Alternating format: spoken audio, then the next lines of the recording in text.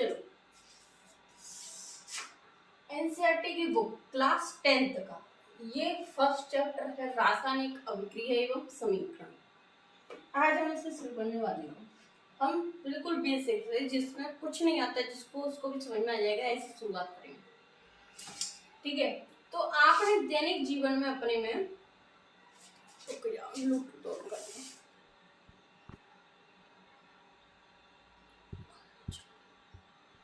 हाँ, आपने दैनिक जीवन में क्या देखा होगा, बहुत सारी चीजों पर ध्यान देगा। कौन कौन सी चीजें, जैसे कमरे के ताप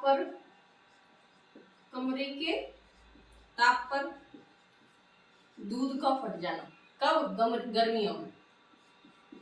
गर्मियों में कमरे के ताप पर दूध का फट जाना। क्या? दूध का फट जाना। ठीक है।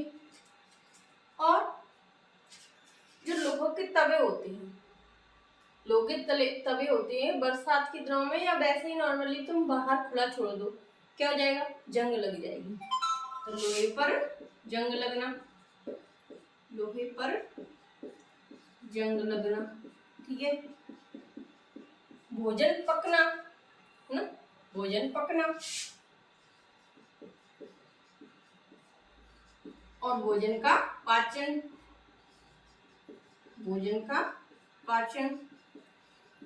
ठीक है। और अंगूर का किण्वन, अब ये मैं क्यों बता रही हूँ, अभी सब समझ में आ जाएगा, है ना? भोजन का पाचन, अंगूर का किण्वन, भोजन का पकना, है ना? और चलो इतना ही बहुत, ठीक है। श्वसन, ठीक है। अब इनमें क्या होता है कि देखो, कमरे के ताप पर दूध रखा था, गर्मियों में एकदम फट गया। अब फट गया, क्या हम उसे वापस दूध में कन्वर्ट कर सकते हैं? फटे हुए दूध को नहीं कर सकते। मतलब ये क्या है? एक रासायनिक परिवर्तन। अब देखो, लोहे पर जंग लगा, अब जंग लगे हुए लोहे को हम वापस फ्रेश लोहे में कन्वर्ट कर सकते हैं? नहीं। क्या है? रासायनिक परिवर्तन, है ना? क्योंकि इसे पुनः उसी चीज में बदला नहीं जा सकता है, अनुत्क्रमणीय है ये, ठीक है। तो इनमें कुछ ना कुछ बदलाव हुआ, ये सोचो, बदलाव हुआ ना। भोजन का पकना, क्या आपने रोटियां बेल ली, बना ली, सेक ली और फिर से रोटियों को आप आटे में कन्वर्ट कर सकते हो? नहीं कर सकते हो। क्या हुआ? रासायनिक परिवर्तन ना। तो भोजन का पाचन, अपने भोजन खाया, भोजन पच गया, वापस से उस पचे हुए भोजन को रोटी में कन्वर्ट कर सकते? नहीं कर सकते। तो क्या हुआ? रासायनिक परिवर्तन ना। मतलब इनमें कुछ ना कुछ परिवर्तन हुआ और वह परिवर्तन जिसे हम वापस उसी अवस्था में नहीं बदल सकते। मतलब ये अब दूसरी अवस्था में पहुंच चुका है। समझ में आई बात? अंगूर का किण्वन, ठीक है। श्वसन, है ना, जिसके द्वारा फिर हमें ऊर्जा प्राप्त होती है। क्या हम ऊर्जा को वापस भोजन में कन्वर्ट कर सकते? नहीं कर सकते। तो इनमें कुछ ना कुछ तो बदलाव हुआ, अब ये सारे बदलाव क्या है? रासायनिक परिवर्तन। रासायनिक क्या है? परिवर्तन। अब रासायनिक परिवर्तन हुए कैसे? अब इनमें कोई ना कोई रासायनिक अभिक्रिया हुई होगी, जब तो ये रासायनिक परिवर्तन हुए। रासायनिक अभिक्रिया,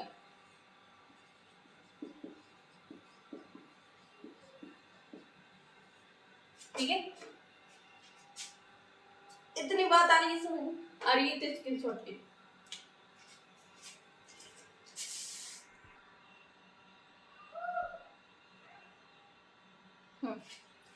चलिए अब देखते हैं, एक क्रियाकलाप करेंगे हम और इस क्रियाकलाप से हम सब कुछ अपनी समझ में आ जाएगा कि शब्द समीकरण क्या होता है, समीकरण लिखते कैसे हैं, है ना, और प्रतीकों के रूप में समीकरण कैसे लिखते हैं, उत्पाद क्या होते हैं, अभिकारक क्या होते हैं, किसके मध्य कैसा निशान होता है, तीर का निशान क्या दर्शाता है, प्लस का निशान क्या दर्शाता है, अभिकारक किस ओर होते हैं, उत्पाद किस ओर, सारे सवालों के जवाब इस क्रियाकलाप के माध्यम से हम देंगे। पहले ध्यान से सुनिए। सबसे पहले हम क्या करेंगे कि 3 से 4 सेंटीमीटर लंबा मैग्नीशियम का रिबन, मैग्नीशियम का रिबन। अब इस रिबन को क्या करेंगे, रेगमाल से रगड़ कर क्या कर लेंगे, साफ कर लेंगे। क्या कर लेंगे, साफ कर लेंगे, है ना। अब इसे क्या करेंगे, स्प्रिट लैंप यानी बर्नर जो होता है उस पर क्या करेंगे, इसका दहन करेंगे चिमटे से पकड़कर। और ये बर्नर है, मान लो इसमें लौ जल रही है और ये, है ना, मैंने पकड़कर इसे जला दिया, है ना, मान, है ना। अब इसका दहन करेंगे और इससे जो राख बनेगी उसे क्या कर लेंगे, एक वॉच ग्लास में एकत्रित कर लेंगे। वॉच ग्लास में कांच का होता है, ऐसी प्लेट होती है कांच की, होगी तो मैं तो दिखा दूंगी आपको, उसमें एकत्रित कर लेंगे। अब हम क्या देखते हैं कि जो मैग्नीशियम रिबन है वो कैसे जलेगा, चमकदार श्वेत लौ के साथ जलता है। जब वो जला तो अपन ने क्या देखा कि जो मैग्नीशियम रिबन है वो कैसे जलता है, चमकदार श्वेत लौ के साथ जलता है और श्वेत चूर्ण में परिवर्तित हो जाता है। श्वेत चूर्ण में परिवर्तित हो जाता है। अब ये श्वेत चूर्ण क्या है, मैग्नीशियम ऑक्साइड। क्या है, मैग्नीशियम ऑक्साइड। कितनी बात समझ में आ रही है। चलो फिर आगे चलते हैं, है ना, इसके शॉर्ट ले।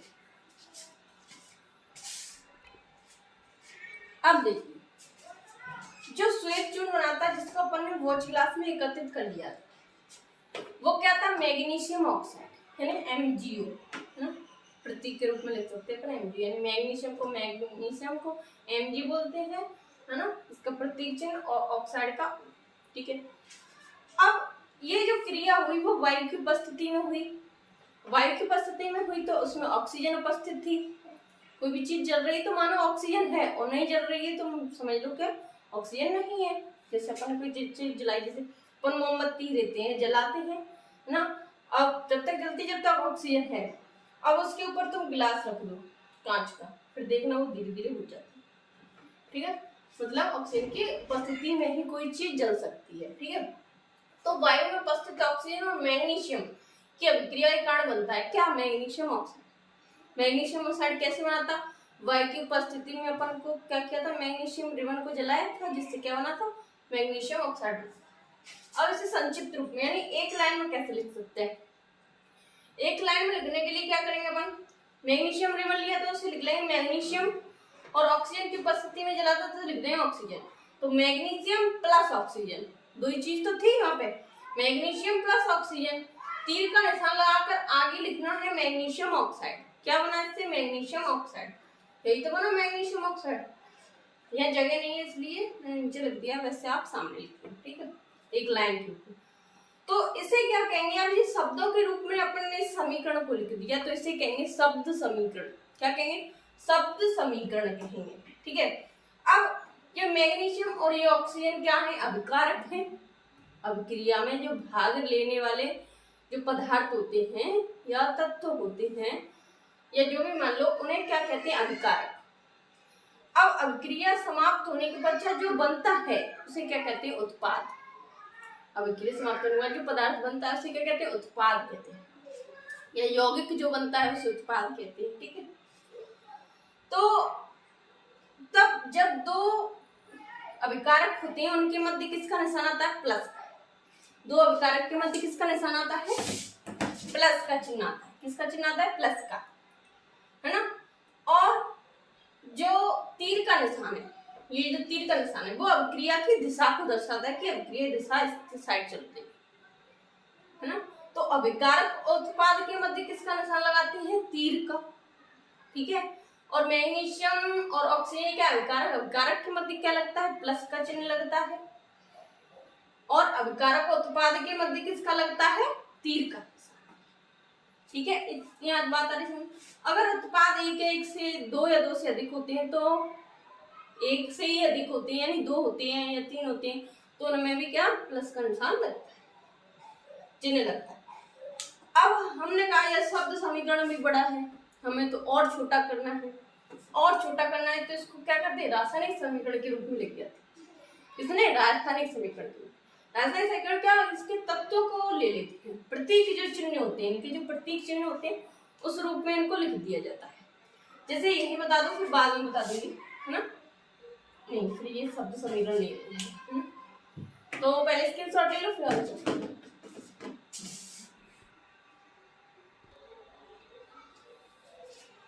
तो शब्द समीकरण बता दिए हमने, है ना। मैग्नीशियम ऑक्सीजन मिलकर मैग्नीशियम ऑक्साइड बनाते हैं, जो ये वाली साइड है।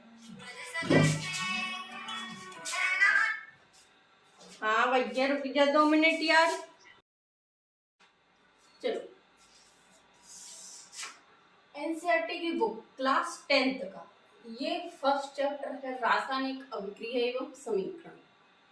आज हम इसे शुरू करने वाले हैं। हम बिल्कुल बेसिक से, जिसमें कुछ नहीं आता जिसको उसको भी समझ में आ जाएगा, ऐसी शुरुआत करेंगे, ठीक है। तो आपने दैनिक जीवन में अपने में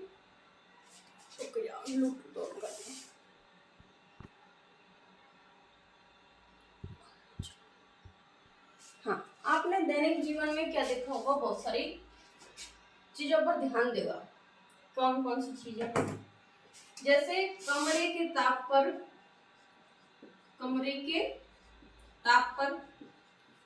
दूध का फट जाना। कब? गर्मियों में। कमरे के ताप पर दूध का फट जाना। क्या? दूध का फट जाना, ठीक है। और जो लोगों के तवे होते हैं, तवे होते हैं बरसात के दिनों में, या वैसे ही नॉर्मली तुम बाहर खुला छोड़ दो, क्या हो जाएगा? जंग लग जाएगी। तो लोहे पर जंग लगना, ठीक है। भोजन पकना, है ना,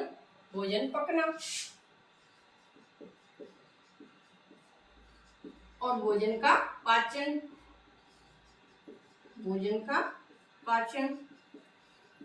ठीक है। और अंगूर का किण्वन, अब ये मैं क्यों बता रही हूँ, अभी सब समझ में आ जाएगा, है ना। भोजन का पाचन, अंगूर का किण्वन, भोजन का पकना, है ना। और चलो इतना ही बहुत, ठीक है। श्वसन, ठीक है। अब इनमें क्या होता है कि देखो, कमरे के ताप पर दूध रखा था, जब ये एकदम फट गया। अब फट गया, क्या हम उसे वापस दूध में कन्वर्ट कर सकते हैं? फटे हुए दूध को नहीं कर सकते। मतलब ये क्या है? एक रासायनिक परिवर्तन। अब देखो, लोहे पर जंग लगा, अब जंग लगे हुए लोहे को हम वापस फ्रेश लोहे में कन्वर्ट कर सकते हैं? नहीं। क्या है? रासायनिक परिवर्तन, है ना, क्योंकि इसे पुनः उसी चीज में बदला नहीं जा सकता, है ना, अनुत्क्रमणीय है ये, ठीक है। तो इनमें कुछ ना कुछ बदलाव हुआ, ये बदलाव हुआ ना। भोजन का पकना, क्या आपने रोटियां बेल ली, बना ली, सेक ली, और फिर से रोटियों को आप आटे में कन्वर्ट कर सकते हो? नहीं कर सकते। क्या हुआ? रासायनिक परिवर्तन ना। तो भोजन का पाचन, अपने भोजन खाया, भोजन पच गया, वापस से उस पचे हुए भोजन को रोटी में कन्वर्ट कर सकते? नहीं कर सकते। तो क्या होगा? रासायनिक परिवर्तन ना। मतलब इनमें कुछ ना कुछ परिवर्तन हुआ, और वह परिवर्तन जिसे हम वापस उसी अवस्था में नहीं बदल सकते। मतलब ये अब दूसरी अवस्था में पहुंच चुका है। समझ में आई बात? अंगूर का किण्वन, ठीक है। श्वसन, है ना, जिसके द्वारा फिर हमें ऊर्जा प्राप्त होती है। क्या हम ऊर्जा को वापस से भोजन में कन्वर्ट कर सकते? नहीं कर सकते। तो इनमें कुछ ना कुछ तो बदलाव हुआ, अब ये सारे बदलाव क्या है? रासायनिक परिवर्तन। रासायनिक क्या है? परिवर्तन। अब रासायनिक परिवर्तन हुए कैसे? अब इनमें कोई ना कोई रासायनिक अभिक्रिया हुई होगी, जब तो ये रासायनिक परिवर्तन हुए। रासायनिक अभिक्रिया,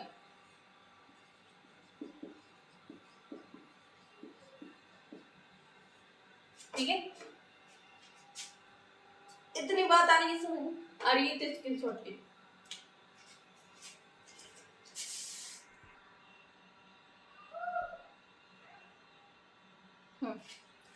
चलिए अब देखते हैं, एक क्रियाकलाप करेंगे हम, और इस क्रियाकलाप से हम सब कुछ अपनी समझ में आ जाएगा कि शब्द समीकरण क्या होता है, समीकरण लिखते कैसे हैं, है ना, और प्रतीकों के रूप में समीकरण कैसे लिखते हैं, उत्पाद क्या होते हैं, अभिकारक क्या होते हैं, किसके मध्य कैसा निशान होता है, तीर का निशान क्या दर्शाता है, प्लस का निशान क्या दर्शाता है, कारक किस ओर होते हैं, उत्पाद किस ओर, सारे सवालों के जवाब इस क्रियाकलाप के माध्यम से हम देंगे। पहले ध्यान से सुनिए।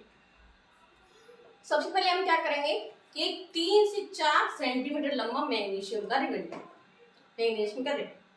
अब इस रिबन को क्या करेंगे, रेगमाल से रगड़ कर क्या कर लेंगे, साफ कर लेंगे। क्या कर लेंगे, साफ कर लेंगे, है ना। अब इसे क्या करेंगे, स्प्रिट लैंप यानी बर्नर जो होता है उस पर क्या करेंगे, इसका दहन करेंगे चिमटे से पकड़कर। और ये बर्नर है, मान लो इसमें लौ जल रही है और ये ना मैंने पकड़कर इसे जला दिया, है ना, मान, है ना। अब इसका दहन करेंगे और इससे जो राख बनेगी उसे क्या कर लेंगे, एक वॉच ग्लास में एकत्रित कर लेंगे। वॉच ग्लास में जो कांच का होता है, ऐसी प्लेट होती है कांच की, होगी तो मैं तो दिखा दूंगी आपको, उसमें एकत्रित कर लेंगे। अब हम क्या देखते हैं कि जो मैग्नीशियम रिबन है वो कैसे जलेगा, चमकदार श्वेत लौ के साथ जलता है। जब वो जला तो अपन ने क्या देखा कि जो मैग्नीशियम रिबन है वो कैसे जलता है, चमकदार श्वेत लौ के साथ जलता है और श्वेत चूर्ण में परिवर्तित हो जाता है, श्वेत चूर्ण में परिवर्तित हो जाता है। अब ये श्वेत चूर्ण क्या है, मैग्नीशियम ऑक्साइड। क्या है, मैग्नीशियम ऑक्साइड। इतनी बात समझ में आ रही है। चलो फिर आगे चलते हैं, है ना, इसके शॉर्ट ले। अब देखिए, जो श्वेत चूर्ण बनाता है जिसको अपन ने वॉच ग्लास में एकत्रित कर लिया वो क्या था, मैग्नीशियम ऑक्साइड है ना, MgO, है ना, प्रतीक के रूप में लिख सकते हैं MG, यानी मैग्नीशियम को Mg बोलते हैं, है ना, इसका प्रतीक चिन्ह और ऑक्साइड का, ठीक है। अब ये जो क्रिया हुई वो वायु की उपस्थिति में हुई, वायु की उपस्थिति में हुई तो उसमें ऑक्सीजन उपस्थित थी। कोई भी चीज जल रही तो मानो ऑक्सीजन है, और नहीं जल रही है तो समझ लो कि ऑक्सीजन नहीं है। जैसे अपन कोई चीज जलाई, जैसे अपन मोमबत्ती देते हैं, जलाते हैं ना, अब जब तक जलती जब तक ऑक्सीजन है, अब उसके ऊपर तुम गिलास रख दो कांच का, फिर देखना वो धीरे धीरे बुझ जाती है, ठीक है। मतलब ऑक्सीजन की उपस्थिति में ही कोई चीज जल सकती है, ठीक है।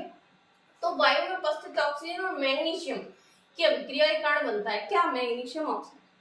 मैग्नीशियम ऑक्साइड कैसे बनाता, वायु की उपस्थिति में अपन को क्या किया था, मैग्नीशियम रिबन को जलाया था जिससे क्या बना था, मैग्नीशियम ऑक्साइड। अब इसे संक्षिप्त रूप में यानी एक लाइन में कैसे लिख सकते हैं, एक लाइन में लिखने के लिए क्या करेंगे अपन, मैग्नीशियम रिबन लिया तो उसे लिख लेंगे मैग्नीशियम, और ऑक्सीजन की उपस्थिति में जलाता तो लिख देंगे ऑक्सीजन। तो मैग्नीशियम प्लस ऑक्सीजन, दो ही चीज तो थी यहाँ पे, मैग्नीशियम प्लस ऑक्सीजन। तीर का निशान लगाकर आगे लिखना है मैग्नीशियम ऑक्साइड। क्या बना इससे, मैग्नीशियम ऑक्साइड, यही तो बना मैग्नीशियम ऑक्साइड। यहाँ जगह नहीं है इसलिए मैंने नीचे लिख दिया, वैसे आप सामने लिखते हैं, ठीक है, एक लाइन के ऊपर। तो इसे क्या कहेंगे, अब ये शब्दों के रूप में अपन ने समीकरण को लिख दिया तो इसे कहेंगे शब्द समीकरण। क्या कहेंगे, शब्द समीकरण कहेंगे, ठीक है। अब ये मैग्नीशियम और ये ऑक्सीजन क्या है, अभिकारक है। अभिक्रिया में जो भाग लेने वाले जो पदार्थ होते हैं या तत्व होते हैं या जो भी मान लो, उन्हें क्या कहते हैं, अभिकारक। अब अभिक्रिया समाप्त होने के पश्चात जो बनता है उसे क्या कहते हैं, उत्पाद। अभिक्रिया समाप्त होने के बाद जो पदार्थ बनता है उसे क्या कहते हैं, उत्पाद कहते हैं, या यौगिक जो बनता है उसे उत्पाद कहते हैं, ठीक है। तो तब जब दो अभिकारक होते हैं उनके मध्य किसका निशान आता है, प्लस का। दो अभिकारक के मध्य किसका निशान आता है, प्लस का चिन्ह आता है। किसका चिन्ह आता है, प्लस का, है ना। और जो तीर का निशान है, ये जो तीर का निशान है वो अभिक्रिया की दिशा को दर्शाता है कि अभिक्रिया दिशा इस साइड चलती है ना। तो अभिकारक और उत्पाद के मध्य किसका निशान लगाते हैं, तीर का, ठीक है। और मैग्नीशियम और ऑक्सीजन क्या अभिकारक, अभिकारक के मध्य क्या लगता है, प्लस का चिन्ह लगता है, और अभिकारक और उत्पाद के मध्य किसका लगता है, तीर का, ठीक है। इतनी आज बात आ रही है।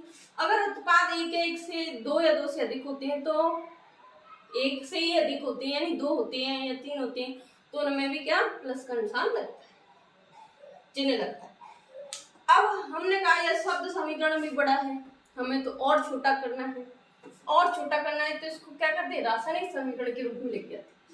इसने रासायनिक समीकरण, रासायनिक समीकरण क्या, इसके तत्वों को ले लेते हैं, प्रतीक जो चिन्ह होते हैं, इनके जो प्रतीक चिन्ह होते हैं उस रूप में इनको लिख दिया जाता है। जैसे यही बता दो, फिर बाद में बता दूंगी, है ना। नहीं, फिर ये शब्द समीकरण नहीं है ना। तो पहले स्क्रीनशॉट ले लो, फिर